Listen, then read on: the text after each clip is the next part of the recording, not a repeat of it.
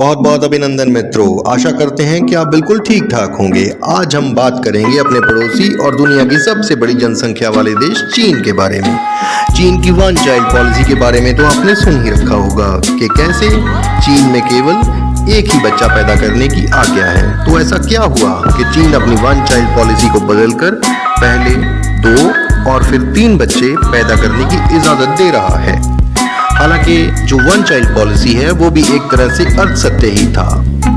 गांव देहात में रह रहे लोगों को पहला बच्चा लड़की होने पर दूसरा बच्चा पैदा करने की आज्ञा मिल जाती थी। धार्मिक और नस्ली अल्पसंख्यकों के लिए भी इसमें छूट दी जाती थी। कई दशकों तक चली इस पॉलिसी ने चीन की जनसंख्या को कम करने में अहम भूमिका निभाई। इसको लागू करने के तरीके पर अंतर्राष्ट्रीय मंचों पर चीन की कड़ी आलोचना भी होती रही।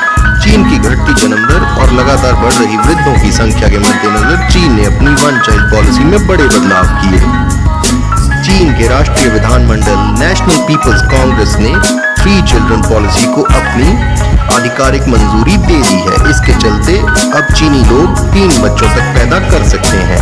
असल में रोजमर्रा के बढ़ते खर्च और महंगाई के चलते चीनी लोग ज्यादा बच्चा पैदा करने से कतराने लगे थे, लेकिन इस नए कानून के चलते 3 बच्चे वाले लोगों को कर्ज, बीमा, शिक्षा, नौकरी आदि में कुछ रियायतें दी जाएंगी। चीनी सरकार के अनुसार इससे उनकी तेजी से कम हो रही जनसंख्या में कुछ कमी आएगी। हालांकि चीनी सरकार ने 2016 में भी अपनी वन चाइल्ड पॉलिसी में बदलाव करके 2 बच्चे पैदा करने की अनुमति दी थी, लेकिन उससे भी कुछ खास फायदा नहीं हुआ।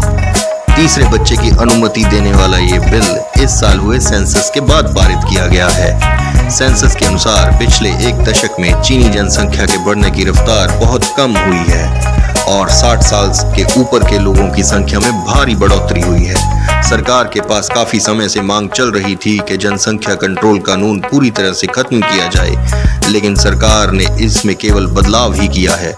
2016 में जब 2 बच्चों तक की आज्ञा दी गई, तब भी चीनी लोगों ने बच्चों के पालन पोषण में होने वाले खर्च के चलते इसमें ज्यादा दिलचस्पी नहीं दिखाई और अधिकतर लोगों ने अपने आप को 1 संतान तक ही सीमित रखा। बीजिंग यूनिवर्सिटी के प्रोफेसर लियांग जियाजेंग ने सरकार को कपल्स को हर बच्चे के लिए 1 मिलियन युआन देने का प्रस्ताव किया है ताकि जनसंख्या में वृद्धि हो सके। इस सब के चलते संयुक्त राष्ट्र का भी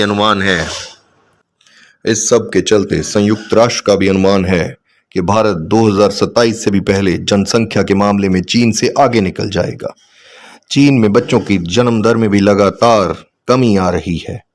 अगर ऐसा ही रहा तो चीनी फैक्ट्रियों में कामगारों की संख्या में भारी कमी आ जाएगी और उनकी मांग आधारित अर्थव्यवस्था भी डगमगा जाएगी। इस समस्या से बचने के लिए चीन रिटायरमेंट एज बढ़ाने पर भी विचार कर रहा है। ऐसी ही जानकारी भरपूर खबरों के लिए हमारे चैनल को सब्सक्राइब कीजिए और दोस्तों हमें कमेंट सेक्शन में बताइए कि क्या चीन अपनी जनसंख्या को दोबारा बढ़ाने में और अपनी आर्थिक प्रगति को लगातार बनाए रखने में कामयाब होगा या नहीं। धन्यवाद।